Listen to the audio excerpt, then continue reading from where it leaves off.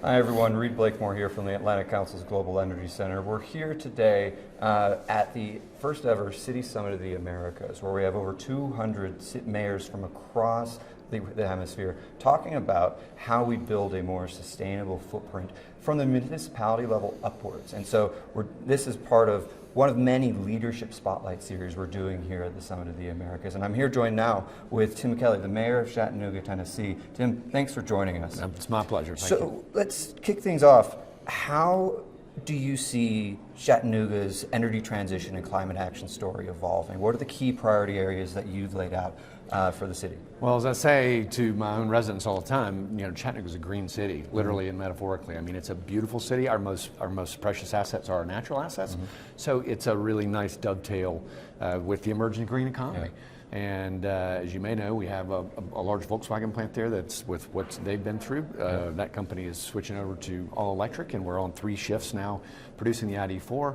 We have an Australian company, Novonix, that's making synthetic graphite out of oil sludge, which is pretty remarkable, right? The circularity there.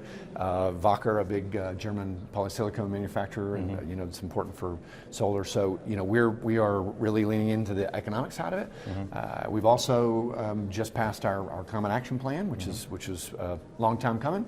But we now have that framework out there, and the work is before us. Yeah, exactly. And I think one of the things you mentioned is Chattanooga is part of this EV belt that's emerging, right, throughout the region. Walk me through exactly what's next in Chattanooga's EV story, I suppose. Well, again, we're working with the state of Tennessee, which has a very robust economic and community development department, to really try to attract all the business we can and create a cluster.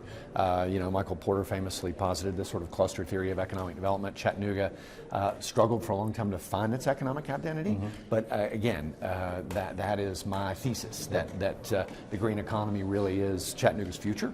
So we're working very hard to tighten that up, and as you say, we're in a really great spot, in a really great corridor.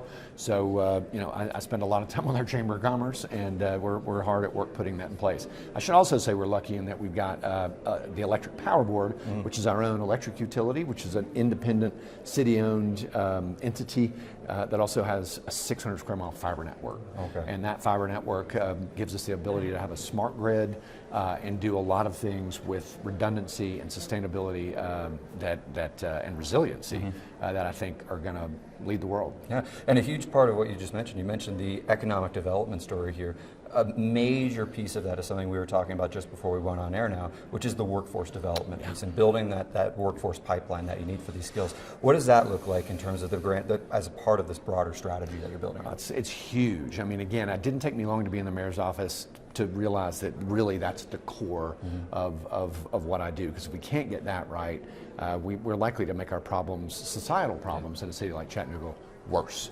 But at the same time, it's our opportunity to make them better and close long-standing wealth gaps with disadvantaged communities in Chattanooga that we've been trying to address for forever.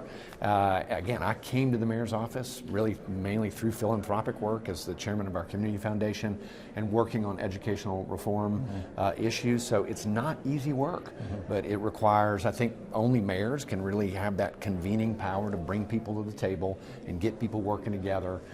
And again, when you're working with academic partners, nonprofits, and governments, that's really, really important. Again, it's the most important work I do. Economic development and community engagement is workforce development in so many ways. And I think when you mentioned the power of mayors as a convening force, we're seeing that in here these next couple of days.